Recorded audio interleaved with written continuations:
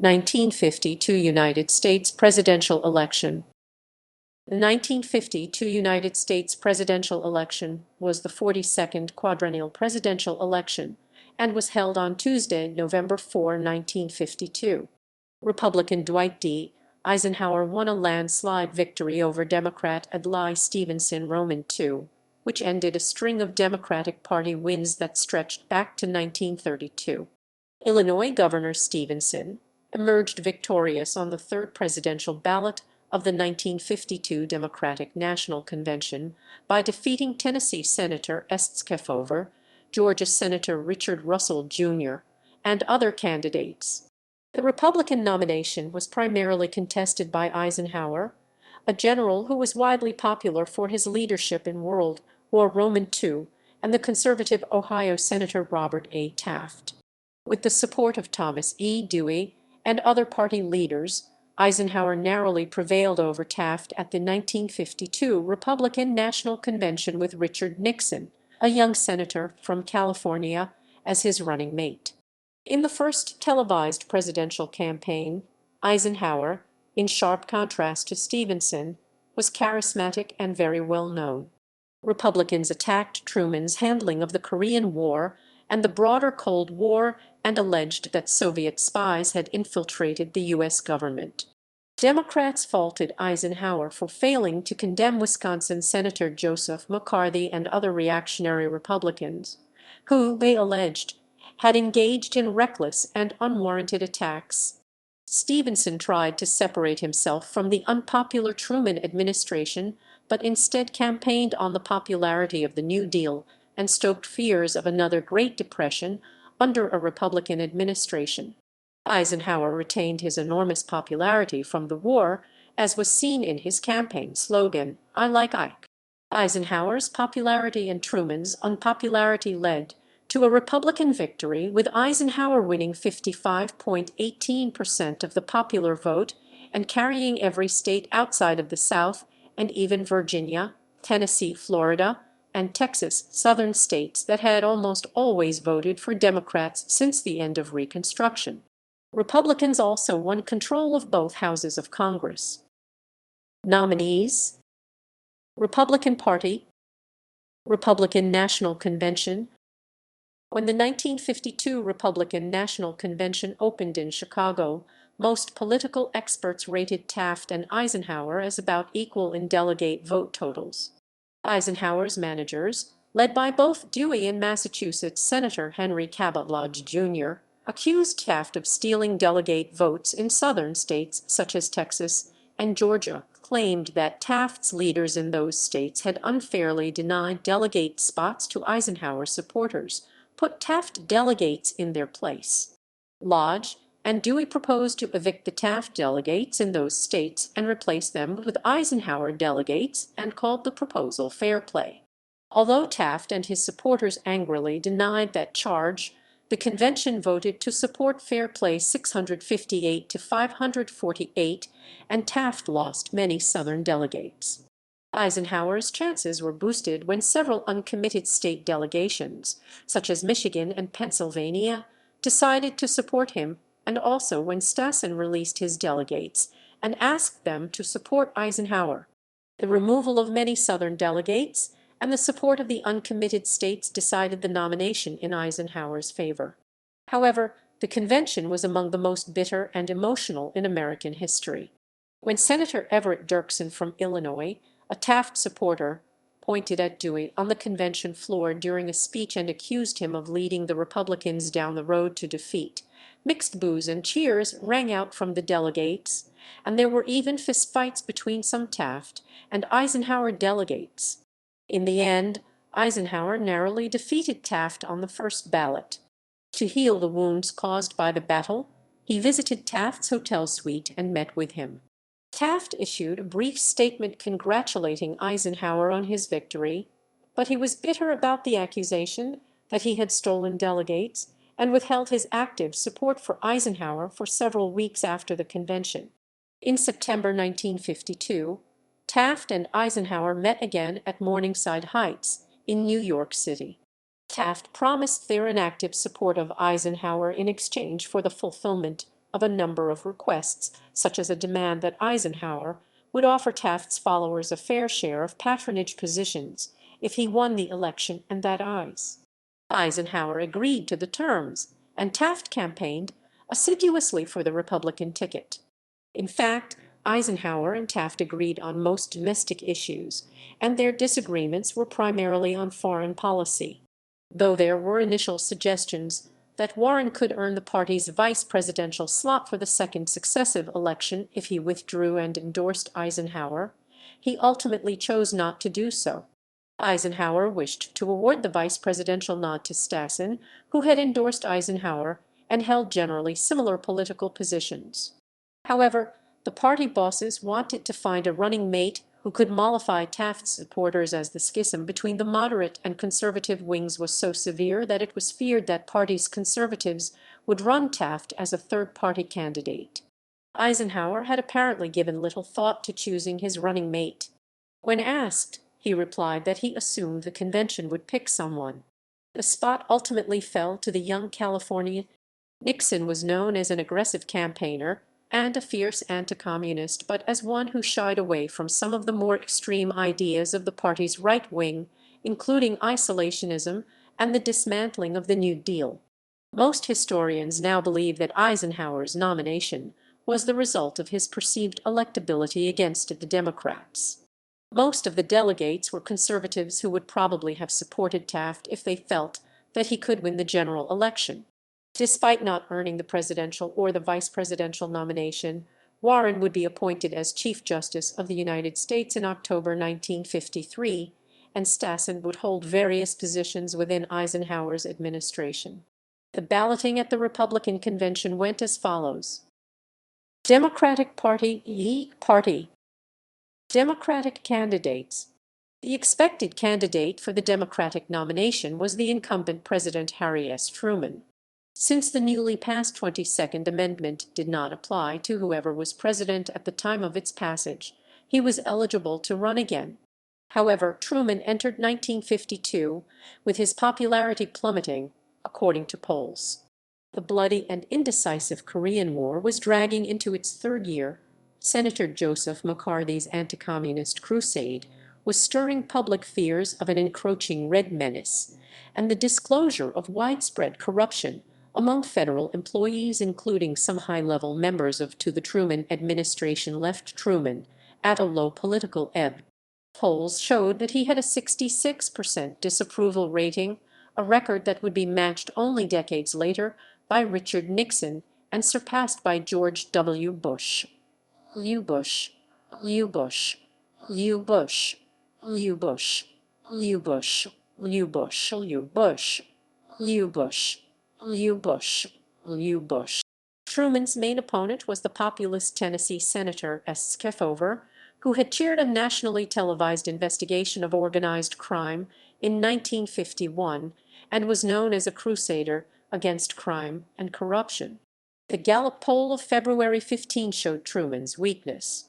Nationally, Truman was the choice of only 36% of Democrats, compared with 21% for Kefauver. Among independent voters, however, Truman had only 18%, and Kefauver led with 36%. In the New Hampshire primary, Kefauver upset Truman by winning 19,800 votes to Truman's 15,927 and capturing all 8 delegates. Kefauver graciously said that he did not consider his victory a repudiation of administration policies, but a desire for new ideas and personalities. Stung by that setback, however, Truman announced March 29 that he would not seek re-election. Truman insisted in his memoirs, however, that he had decided not to run for re-election well before his defeat to Kefauver. With Truman's withdrawal, Kefauver became the frontrunner for the nomination, and he won most of the primaries. Other primary winners were Senator Hubert Humphrey, who won his home state of Minnesota, Senator Richard Russell, Jr. from Georgia, who won the Florida primary, and the diplomat W. Averell Harriman, who won West Virginia. However, most states still chose their delegates to the Democratic Convention by state conventions, which meant that the party bosses, especially the mayors and governors of large northern and Midwestern states and cities, were able to choose the Democratic nominee. The bosses, including Truman himself, strongly disliked Kefauver since his investigations of organized crime had revealed connections between American mafia figures and many of the big city Democratic political organizations. The party bosses thus viewed Kefauver as a maverick who could not be trusted, and so refused to support him for the nomination. Instead, with Truman taking the initiative, they began to search for other more acceptable candidates. However, most of the other candidates had a major weakness. Russell had much Southern support, but his support of racial segregation and his opposition to civil rights for blacks led many liberal Northern and Midwestern delegates, pressed by their many black voters, to reject him. Truman favored Harriman of New York, but the latter had never held an elective office and was inexperienced in politics. Truman next turned to Vice President Alben W. Barkley, but at 74, he was rejected as being too old by leaders of labor unions, and he had little Northern support because he was another Southern segregationist. Other minor or favorite son candidates included Oklahoma Senator Robert S. Kerr, Massachusetts Governor Paul A. Dever, Minnesota Senator Hubert Humphrey, and Arkansas Senator J. William Fulbright. One candidate soon emerged, who seemingly had few political weaknesses, Governor Adlai Stevenson of Illinois. The grandson of Vice President Adlai E. Stevenson, he came from a distinguished family in Illinois and was well known as a gifted orator, intellectual, and political moderate. In the spring of 1952, Truman attempted to convince Stevenson to take the presidential nomination, but Stevenson stated that he wanted to run for re-election as governor of Illinois. However, Stevenson never completely took himself out of the race, and as the convention approached, many party bosses and normally apolitical citizens hoped that he could be drafted to run. Democratic Convention. The 1952 Democratic National Convention was held in Chicago in the same Coliseum that the Republicans had gathered in several weeks earlier. Since the convention was being held in his home state, Governor Stevenson, who still proclaimed that he was not a presidential candidate, was asked to give the welcoming address to the delegates. He proceeded to give a witty and stirring address that led his supporters to begin a renewed round of efforts to nominate him despite his protests. After meeting with Jacob Arvey, the boss of the Illinois delegation, Stevenson finally agreed to enter his name as a candidate for the nomination. The party bosses from other large northern and Midwestern states quickly joined in support. Kefauver led on the first ballot, but he had far fewer votes than necessary to win. Stevenson gradually gained strength until he was nominated on the third ballot. After the delegates nominated Stevenson, the convention then turned to selecting a vice presidential nominee. After narrowing it down to Senators John Sparkman and A.S. Mike Monroney, President Truman and a small group of political insiders chose Sparkman, a conservative segregationist from Alabama, for the nomination. The convention largely complied and nominated Sparkman as Stevenson's running mate. He was chosen because of his Southern identity and conservative record, which party leaders hoped would create a balanced ticket. Sparkman remained in the Senate until his retirement in 1978. General election. Campaign issues. Campaign. Many Democrats were particularly upset when Eisenhower, on a scheduled campaign swing through Wisconsin, decided not to give a speech he had written criticizing McCarthy's methods without naming him, and later allowed himself. Truman, who had once friends with Eisenhower, never forgot what he saw as a betrayal. He had previously thought Eisenhower would make a good president, but said that he has betrayed almost everything I thought he stood for. Eisenhower retained his enormous personal popularity from his leading role in World War II, and huge crowds turned out to see him around the nation. His campaign slogan, "I like Ike," was one of the most popular in American history. Stevenson attracted the support of the young emerging post-war intellectual class, but Eisenhower was seen as more appealing to Main Street. Stevenson was ridiculed in some quarters as too effeminate to be president, which was sometimes used as a euphemism for a male homosexual.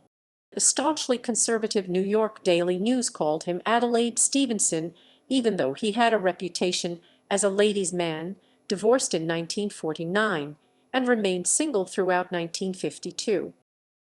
Nixon's scandal and Chequers speech.